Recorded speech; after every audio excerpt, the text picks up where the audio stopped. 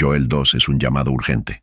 Describe un ejército terrible, una tierra en tinieblas, el sonido de trompetas anunciando el día del Señor. Pero, al mismo tiempo, muestra la promesa de restauración, de abundancia y del derramamiento del Espíritu, mientras algunos leen Joel 2 solo como una profecía distante del Antiguo Testamento. La verdad es que habla tanto de juicio inminente como de esperanza eterna. El contraste entre destrucción y restauración, entre fuego y lluvia, entre juicio y gracia, es el corazón del texto. La verdad ignorada es que Joel 2 no es solo poesía profética, sino una alerta para cada generación. Muestra que Dios no se impresiona con rituales, sino con corazones rasgados. Muestra que el derramamiento del Espíritu no viene sin arrepentimiento profundo, y expone que muchos esperan el Espíritu, pero no quieren el quebrantamiento que lo antecede. Quien entienda Joel 2 percibirá que hay una llave espiritual para vivir un avivamiento verdadero. No es religión, sino arrepentimiento. No es apariencia, sino corazón. No es solo esperar el Espíritu, sino preparar el altar. Quédese conmigo hasta el final de este video, porque vamos a recorrer cada parte de Joel 2.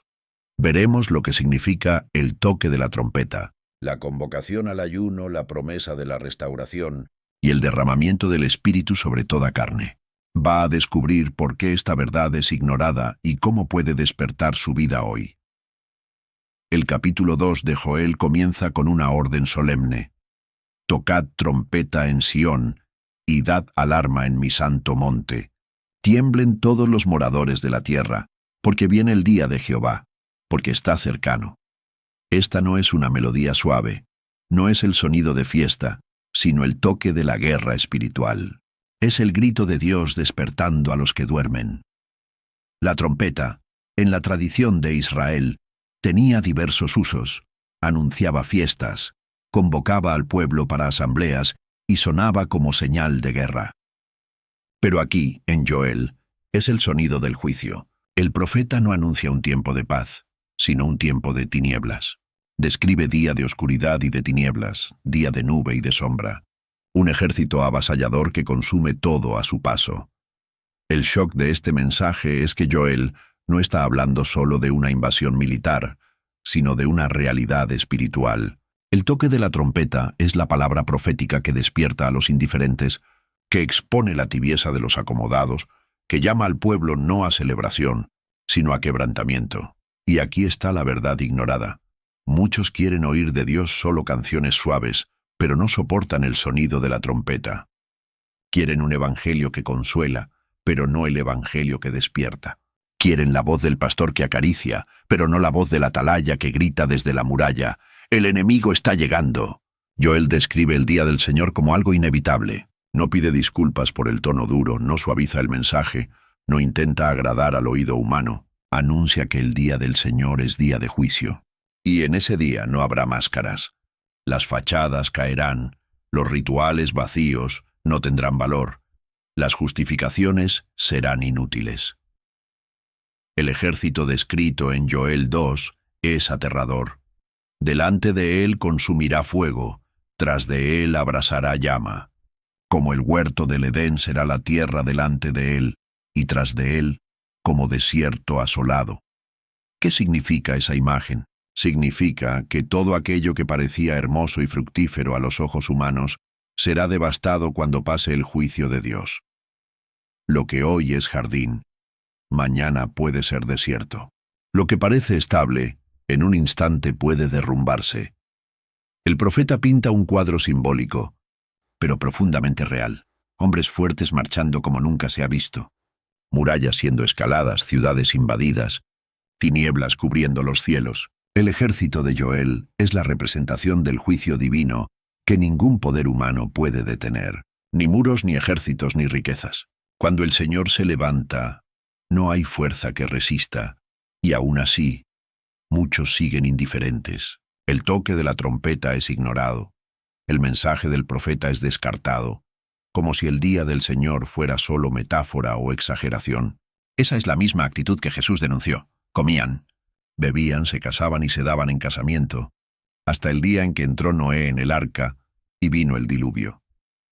Así será el día del Señor. Vendrá como un ladrón para los que duermen.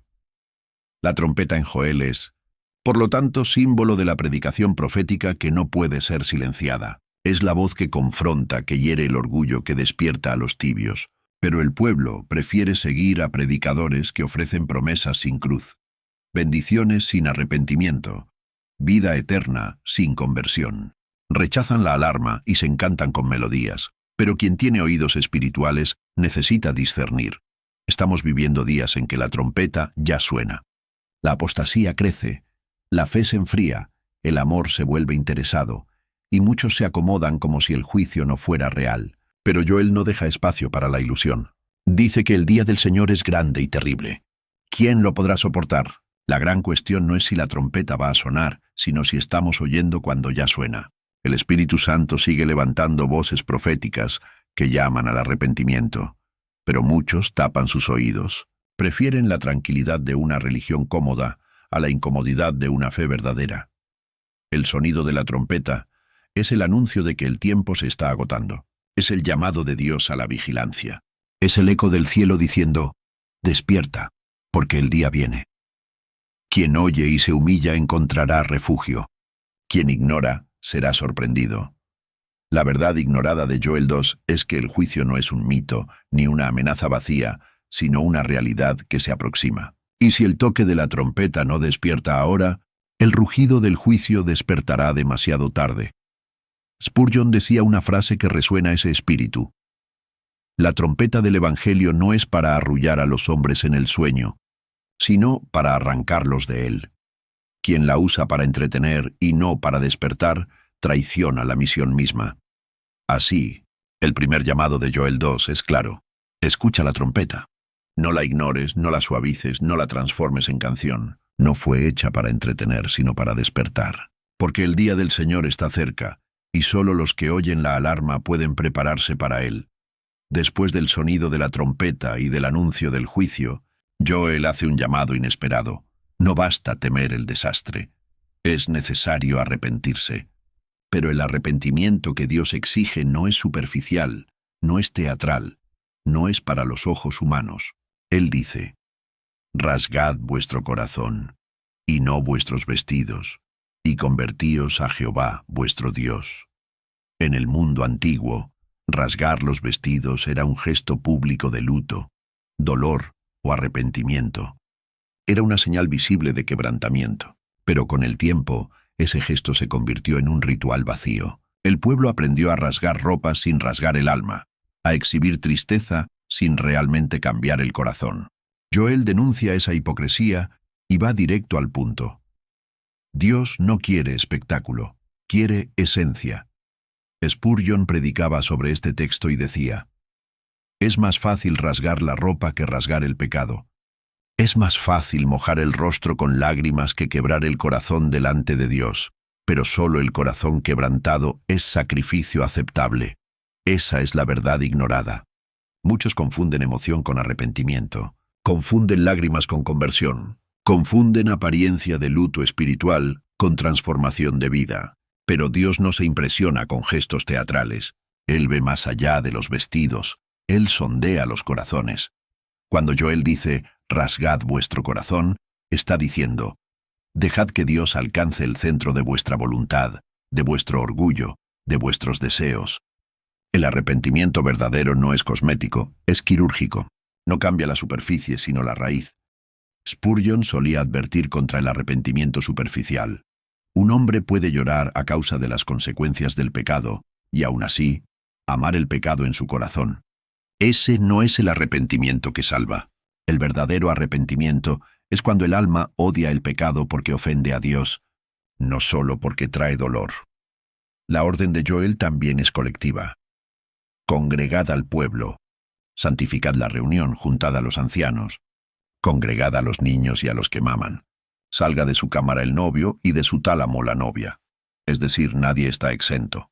Ni los líderes más experimentados, ni los más jóvenes, ni los casados, ni los pequeños. El arrepentimiento es un llamado universal. Y aquí vemos otra verdad ignorada. El arrepentimiento no puede ser pospuesto. Muchos dicen, aún no es la hora, todavía quiero vivir esto o aquello. Después me vuelvo a Dios. Pero Joel muestra que incluso el novio y la novia, en el día más importante de sus vidas, deben dejarlo todo y ponerse delante del Señor.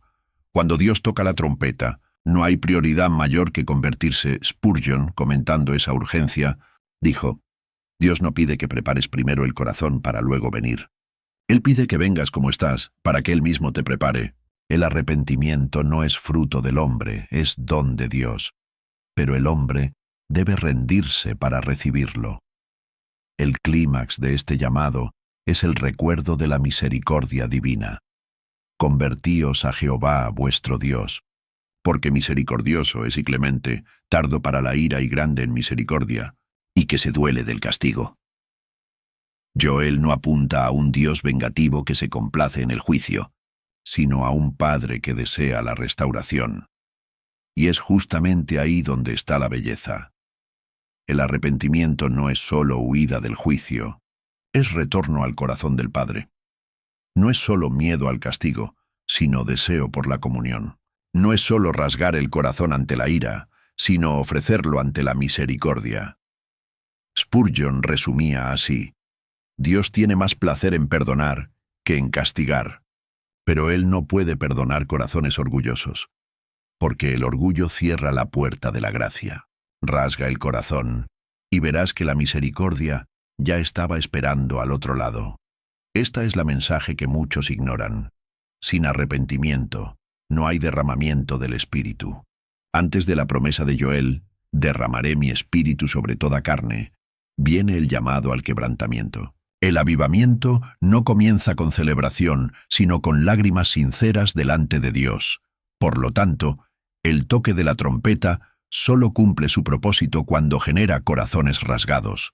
Y corazones rasgados son aquellos que ya no intentan esconder nada, que no echan la culpa a otros, que no se defienden, sino que caen ante Dios diciendo: «Ten misericordia de mí». Spurgeon concluyó uno de sus sermones sobre este tema con una frase que resuena hasta hoy: «Mientras solo rasgues ropas, seguirás siendo el mismo hombre. Pero cuando rasgues el corazón, el Dios del cielo descenderá para habitarlo». Después del toque de la trompeta y del llamado al arrepentimiento, Joel anuncia una promesa que suena como bálsamo en medio del caos: «Y os restituiré los años que comió la oruga, el saltón, el revoltón y la langosta, mi gran ejército que envié contra vosotros». Es imposible oír esas palabras sin sentir el peso de la esperanza. Joel no solo habla de perdón, sino de restauración. No promete solo que Dios cesará el juicio, sino que Él mismo devolverá lo que se perdió. Este es el corazón del Evangelio, un Dios que no solo perdona pecados, sino que restaura destinos. Las langostas, en el contexto histórico, representaban devastación. En pocos días, un ejército de insectos podía destruir plantaciones enteras, dejando a familias enteras sin sustento. Pero, espiritualmente, esas langostas representan lo que el pecado consume: tiempo, pureza, oportunidades, relaciones, alegría. ¿Cuántos hoy miran hacia atrás y perciben que años enteros fueron devorados por el error, por el orgullo, por el vicio, por la frialdad espiritual? Spurgeon decía: «El diablo es un ladrón de años. No solo ensucia el alma, sino que roba días, meses y décadas. Pero bendito sea Dios, porque Él puede devolver en un momento lo que el infierno se llevó en una vida entera». Esta promesa de Joel es una de las más impresionantes de la Biblia, porque habla de algo que humanamente es imposible: devolver el tiempo perdido. Ningún hombre puede rehacer los años que pasaron, pero Dios, que es Señor del tiempo, puede restaurar de forma tan abundante que una vida marcada por pérdidas se convierta en una vida desbordante de frutos. Y es aquí donde muchos ignoran la verdad. Creen en el perdón, pero no en la restauración.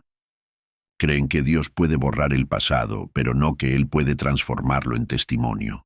Creen que Él puede librar de la condenación, pero no que Él puede llenar de abundancia a aquel que antes solo conocía escasez. Joel va más allá. Comeréis hasta saciaros, y alabaréis el nombre de Jehová vuestro Dios, el cual hizo maravillas con vosotros, y nunca jamás será mi pueblo avergonzado. La restauración no es solo material, sino espiritual. El pueblo que estaba en ruinas ahora desborda en alabanza. El pueblo que antes era motivo de vergüenza ante las naciones, ahora se convierte en testigo de la gloria de Dios. Spurgeon, predicando sobre este texto, afirmó: la gracia no solo limpia la suciedad, sino que corona al pecador arrepentido con honra. El Señor no solo quita la ropa sucia, Él viste con vestidos de fiesta. Donde abundó el pecado, sobreabundó la gracia. Esta promesa también revela algo esencial.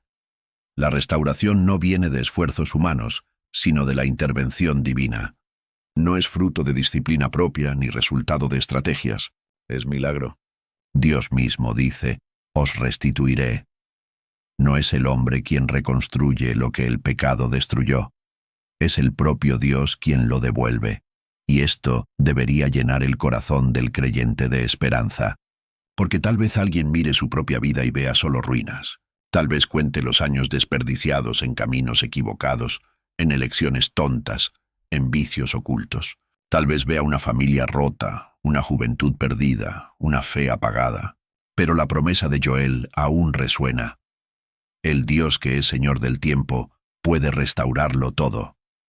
Spurgeon refuerza esa esperanza cuando dice: es posible ser viejo en edad y aún joven en gracia. Es posible llegar al anochecer de la vida y, por la gracia de Cristo, producir más frutos en pocos años que en décadas pasadas. Porque Dios no cuenta el tiempo como nosotros contamos.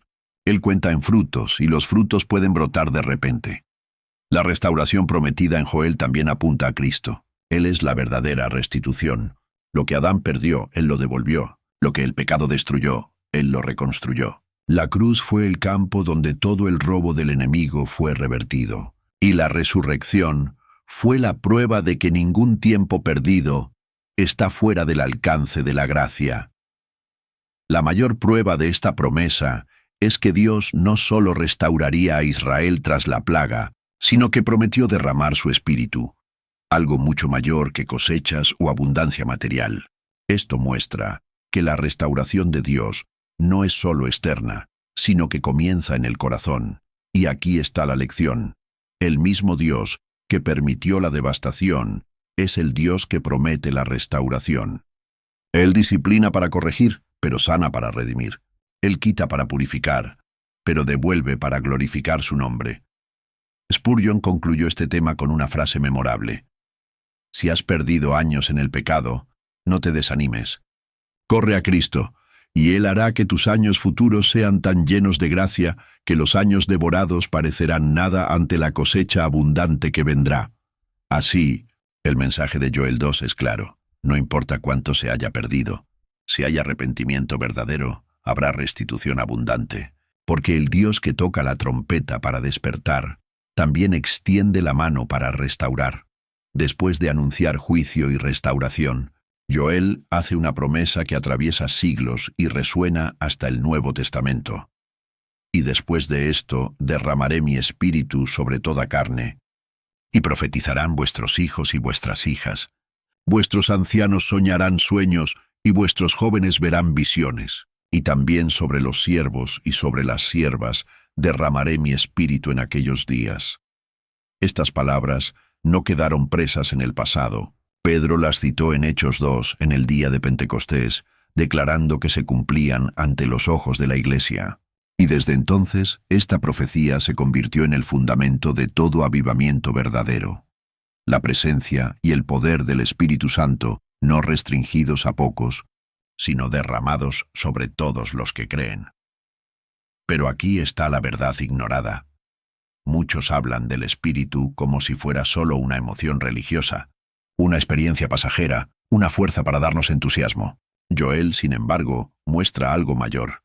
El Espíritu es Dios mismo habitando en su pueblo, capacitándolo para vivir en santidad y testificar con poder. Spurgeon decía: sin el Espíritu Santo, la Iglesia no pasa de ser un cadáver adornado. Es el Espíritu quien da vida, es Él quien despierta al pecador, consuela al afligido, fortalece al débil y levanta al caído. La presencia del Espíritu es la diferencia entre un templo vacío y el trono de Dios entre los hombres. Joel enfatiza que el Espíritu sería derramado sobre toda carne. Esto rompe barreras sociales, culturales y religiosas. Antes el Espíritu era concedido de forma especial a profetas, sacerdotes o reyes. Ahora la promesa alcanza a todos, hijos e hijas, jóvenes y ancianos, siervos y siervas. Nadie queda fuera. El avivamiento no es privilegio de líderes, sino herencia del pueblo entero. Y aquí hay un contraste fuerte. El joven rico de Lucas 18 salió triste porque no quiso entregar el corazón, pero el creyente que se rinde al Señor recibe el Espíritu sin medida. Lo que cierra la puerta del Espíritu no es falta de calificación humana, sino dureza de corazón. Spurgeon reforzaba esto. El Espíritu no escoge vasos de oro, sino vasos limpios. No importa si eres grande o pequeño, culto o simple. Lo que importa es estar vacío de ti mismo para ser lleno de Dios. Otra verdad ignorada en este texto es que el derramamiento del Espíritu está ligado al arrepentimiento. Joel no promete el Espíritu sin antes hablar de corazones rasgados y de la restauración de Dios. Esto significa que el avivamiento no es solo gritos, fuego o manifestaciones externas. Comienza en el quebrantamiento profundo delante del Señor. El derramamiento del Espíritu también tiene una dimensión profética. Hijos e hijas profetizarán. Esto significa que el Espíritu no solo consuela, sino que también envía. No solo da poder, sino que da voz. El verdadero avivamiento siempre resulta en proclamación. Una iglesia llena del Espíritu es una iglesia que anuncia la verdad, que denuncia el pecado y que proclama la gloria de Cristo. Spurgeon solía decir: «Dame una iglesia llena del Espíritu Santo, y te mostraré una iglesia que sacudirá las puertas del infierno». Pero una iglesia sin el Espíritu es solo polvo y silencio. Otro detalle profundo es la inclusión de los siervos y las siervas. En aquella sociedad eran los menos valorados, casi invisibles.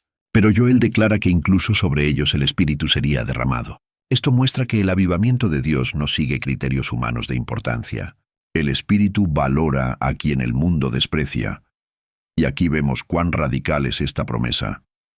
Anuncia que el futuro de la Iglesia no estaría en manos de élites religiosas, sino en una comunidad llena del Espíritu, esparcida por toda la tierra profetizando, soñando y viviendo la visión de Dios. El derramamiento del Espíritu en Joel 2 es también una señal escatológica. Precede los prodigios en el cielo y en la tierra, el anuncio del día del Señor. Esto significa que el Espíritu no es solo para la edificación de la Iglesia, sino también para prepararla para el fin. Él es el sello de que pertenecemos a Cristo, hasta el día de la redención. Spurgeon resumió esa verdad en una frase poderosa: el Espíritu Santo es el aliento de la Iglesia. Donde Él sopla hay vida, donde Él es rechazado queda solo muerte. La mayor necesidad del cristiano no es más conocimiento, sino más del Espíritu. Así, la promesa de Joel 2 nos llama a creer que el mismo Dios que derramó su Espíritu en Pentecostés sigue derramando hoy, no para que vivamos experiencias superficiales, sino para que seamos testigos vivos, transformados, audaces y santos. Y la verdad ignorada es esta: el Espíritu no es lujo para algunos, es necesidad para todos. Sin Él no hay avivamiento. Con Él, incluso los más despreciados pueden convertirse en portavoces del cielo. Después de la promesa gloriosa del derramamiento del Espíritu sobre toda carne, Joel no suaviza el mensaje. No deja que el pueblo crea que el avivamiento es solo fiesta y consolación. Inmediatamente después anuncia: «Y daré prodigios en el cielo y en la tierra, sangre y fuego, y columnas de humo. El sol se convertirá en tinieblas, y la luna en sangre, antes que venga el día grande y espantoso de Jehová».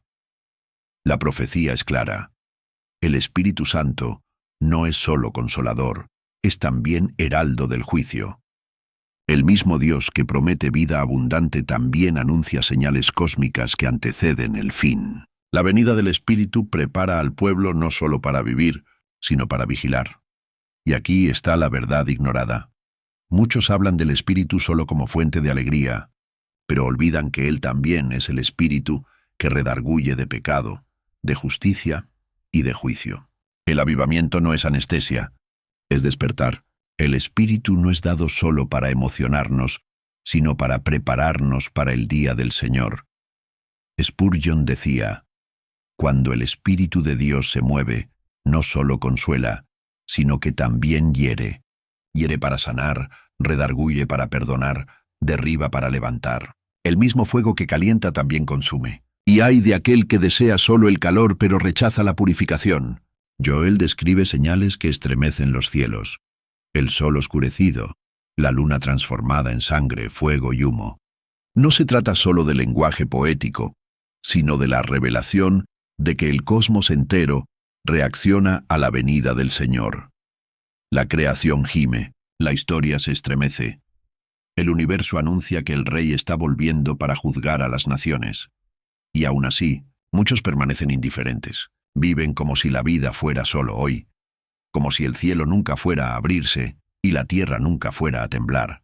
La verdad ignorada es que el Evangelio no es solo consuelo, sino advertencia. El mismo capítulo que promete el Espíritu derramado también anuncia el fuego del juicio.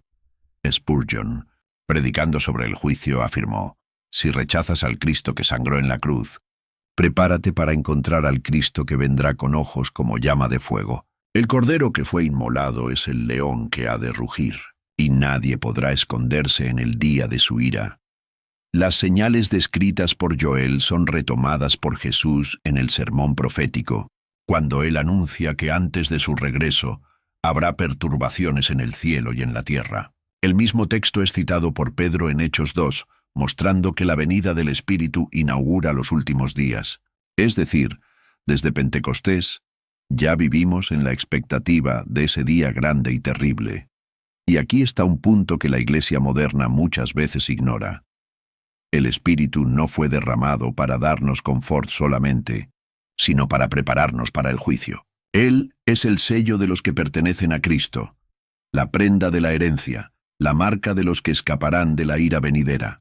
Sin el Espíritu no hay refugio. Spurgeon decía en tono grave: no prediques solo la dulzura del Evangelio, predica también su severidad. El mismo Dios que ofrece gracia hoy, mañana juzgará al mundo en justicia, y si el Evangelio no salva, condenará. Las señales en el cielo y en la tierra son un recordatorio de que la historia no está a la deriva. No caminamos hacia el azar, sino hacia el encuentro con el Señor. Cada terremoto, cada oscuridad, cada señal de inestabilidad en la creación es un preludio del día del Señor. Pero incluso en este anuncio de juicio hay misericordia.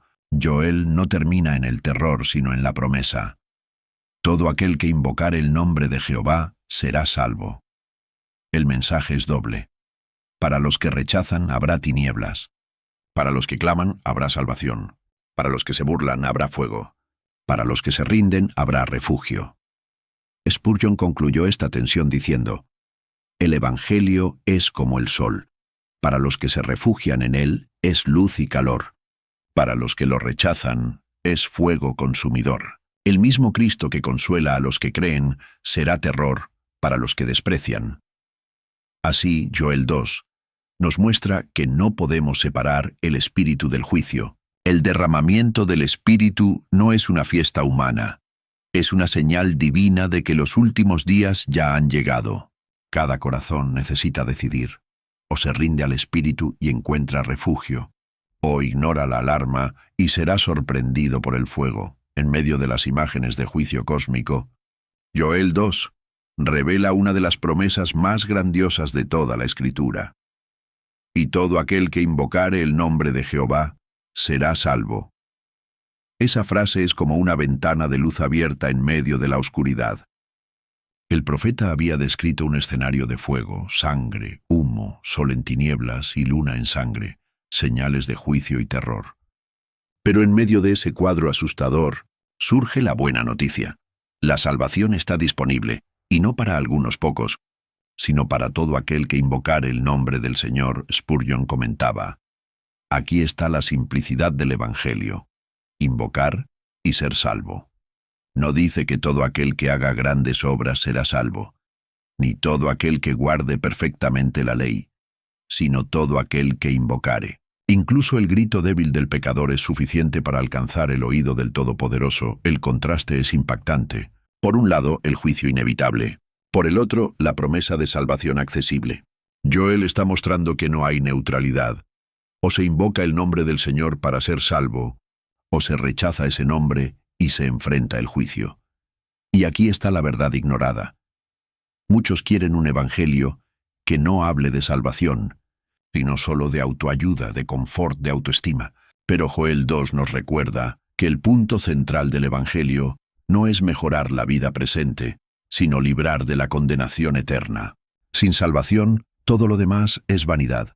Spurgeon decía con firmeza: el mayor problema del hombre no es la pobreza, el dolor o la enfermedad, sino el pecado. Y la mayor necesidad del hombre no es riqueza, salud o confort, sino salvación. Resolver lo temporal sin tratar lo eterno es como pintar las paredes de una casa en llamas. La promesa de Joel también revela la universalidad de la gracia. Todo aquel. No importa la edad, la posición social, el pasado. No importa si alguien es anciano en Israel o siervo despreciado. No importa si es hombre o mujer, judío o extranjero. La salvación está abierta a todos los que claman. Pero invocar el nombre del Señor no significa solo pronunciar palabras. Es clamar con fe, reconocer la propia miseria, depender enteramente de la misericordia de Dios. El publicano en el templo hizo exactamente eso cuando dijo: Dios, sé propicio a mí, pecador. Ese clamor fue suficiente para que descendiera justificado. Spurgeon advertía: no es la longitud de la oración, ni la belleza de las palabras, sino la sinceridad del corazón que invoca. Un suspiro puede salvar un alma, mientras 1000 discursos orgullosos pueden llevarla a la perdición. Joel añade aún: porque en el monte Sión y en Jerusalén habrá salvamento, como Jehová ha dicho, y entre el remanente al cual él habrá llamado. Esto muestra que la salvación es tanto oferta universal como elección soberana. Dios llama, el hombre responde. La gracia abre la puerta, el clamor la atraviesa. Y aquí necesitamos entender algo profundo. Invocar el nombre del Señor no es solo buscar socorro en momentos de crisis, sino reconocer que Él es el único Señor de la vida. Es rendirse a su gobierno, es abandonar ídolos, es ponerse bajo su dominio. Spurgeon predicaba: muchos quieren invocar a Cristo como Salvador, pero no como Señor. Pero quien no lo acepta como Señor no lo tendrá como Salvador. La salvación es completa. Él salva del pecado y para la santidad. Esa promesa de Joel fue resonada por Pedro en Hechos 2 y por Pablo en Romanos 10. Ambos afirmaron que la salvación sigue siendo accesible de la misma forma, no por obras, sino por invocar el nombre de Jesús. Por eso el Evangelio no es una carga, sino un regalo. No es una escalera a ser escalada, sino un brazo extendido para ser agarrado. La verdad ignorada es que muchos piensan que ya son salvos por tradición, por moralidad o por religiosidad. Pero Joel dice que la salvación no es automática, es para quien invoca. No basta nacer en Sión, es necesario clamar al Señor de Sión. No basta asistir al templo, es necesario rendirse al Dios del templo. Spurgeon concluyó esta enseñanza con palabras fuertes: puedes ser el mayor pecador de la ciudad, pero si invocas el nombre del Señor serás salvo. Puedes ser el más moral de los hombres, pero si no invocas, estarás perdido. El cielo no es para los que confían en sí, sino para los que claman por el Señor. Así, Joel 2 muestra que la salvación no es complicada, pero tampoco es opcional. Está a la distancia de un clamor. Y en el día en que el sol se oscurezca y la luna se convierta en sangre, solo estarán seguros aquellos que hayan invocado el nombre del Señor. Joel concluye su profecía con una promesa que atraviesa los siglos. Porque en el monte Sión y en Jerusalén habrá salvamento, como Jehová ha dicho, y entre el remanente al cual él habrá llamado. Este es el clímax del capítulo. Después del sonido de la trompeta, del juicio, del arrepentimiento, de la restauración y del derramamiento del Espíritu, Joel apunta a un pueblo preservado, un remanente fiel. Son llamados los sobrevivientes, los que permanecen de pie cuando todo alrededor es conmovido. Spurgeon decía, siempre habrá un remanente. El mundo puede burlarse, la iglesia puede corromperse, los imperios pueden caer, pero Dios tendrá a su pueblo. Pueden ser pocos, pueden ser despreciados, pero serán guardados, porque son llamados por el Señor. El concepto del remanente es central en las Escrituras. Desde Noé y su familia en el diluvio, pasando por Elías en el Carmelo, hasta los 120 en el aposento alto en el día de Pentecostés, la historia muestra que Dios nunca trabaja con números, sino con fidelidad. Él preserva un pueblo apartado, no por fuerza o mérito, sino por gracia y elección. Y aquí está la verdad ignorada. Muchos confunden avivamiento con multitud. Piensan que la obra de Dios se mide por números, por aplausos, por visibilidad. Pero Joel muestra que al final, lo que importa no es la mayoría, sino el remanente. El reino no se apoya en la masa indiferente, sino en aquellos que permanecieron fieles en medio de las tinieblas. Ese llamado final es también una alerta. Los sobrevivientes son aquellos que el Señor llama y responden. No es obra humana, es divina. No es conquista, es gracia. Spurgeon refuerza, si hay un remanente es porque Dios lo llamó. El cielo no será poblado por hombres que eligieron a Dios, sino por hombres que fueron elegidos por Él y por la gracia respondieron a su llamado. La escena de Joel 2 apunta proféticamente a la obra consumada en Cristo. El monte Sión y Jerusalén dejan de ser solo un lugar físico y se convierten en símbolos de la presencia de Dios, del centro de su redención. En Hebreos 12 se nos recuerda que nosotros, los que creemos, ya hemos llegado al monte Sión espiritual, a la ciudad del Dios vivo. El remanente de Joel no es solo Israel físico, sino todos los que fueron llamados en Cristo. Es la iglesia fiel, esparcida por el mundo, que no se dobla ante los ídolos modernos, que no cambia la verdad por la conveniencia, que no calla ante el pecado. Spurgeon decía en tono profético, «No te asombres si el verdadero pueblo de Dios parece pequeño. El trigo siempre es menor que la paja, la plata siempre es menos abundante que la escoria, pero el Señor conoce a los que son suyos, y Él no perderá a ni uno solo». El llamado final de Joel también nos recuerda que habrá un corte. El juicio no es simbólico, es real. No todos permanecerán. Muchos oyeron el sonido de la trompeta y lo ignoraron. Muchos vieron las señales, pero se burlaron. Muchos experimentaron bendiciones, pero nunca se arrepintieron. Al final, solo el remanente llamado será salvo. Y esto exige decisión. No basta estar cerca de la asamblea. Es necesario estar dentro del remanente. No basta asistir a Sión. Es necesario invocar al Dios de Sión. No basta ser espectador del derramamiento del Espíritu. Es necesario ser participante de él. Spurgeon concluyó esa tensión diciendo, «Entre el pueblo de Dios hay muchos que se mezclan, pero no pertenecen. En el día del Señor serán separados. Los verdaderos hijos serán preservados. Los extraños echados fuera. La pregunta que queda es, ¿estás en el número del remanente?» Así, Joel 2 termina no con una escena de terror, sino con una invitación urgente. El Dios que anuncia fuego y tinieblas también anuncia salvación y preservación.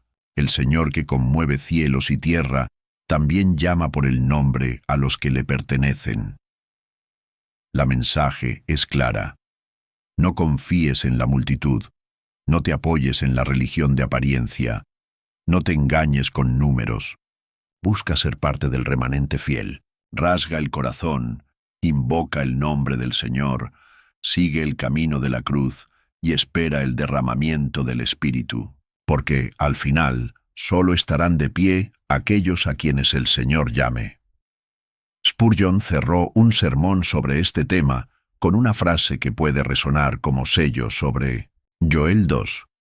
Es mejor estar entre los pocos que son salvos que entre las multitudes que perecen. El remanente es pequeño, pero es eterno. La masa es grande, pero es pasajera. Si la palabra de Joel 2 te habló hoy, no la dejes pasar como un sonido distante. El toque de la trompeta no fue para los otros, sino para ti. Rasga el corazón delante de Dios. Invoca el nombre del Señor y sé parte del remanente fiel que permanecerá de pie en el día del Señor. Suscríbete ahora al canal A Escola do Príncipe, porque aquí no predicamos el evangelio de la apariencia, sino la verdad que despierta, confronta y transforma. Activa la campanita para no perder ningún mensaje profético y deja en los comentarios tu confesión de fe, escribiendo: Yo invoco el nombre del Señor. Ese será tu testimonio público de que oíste la trompeta y decidiste rendirte al Dios vivo. Comparte este video con alguien que necesite despertar, porque Joel 2 no es solo historia antigua, es palabra viva para nuestros días.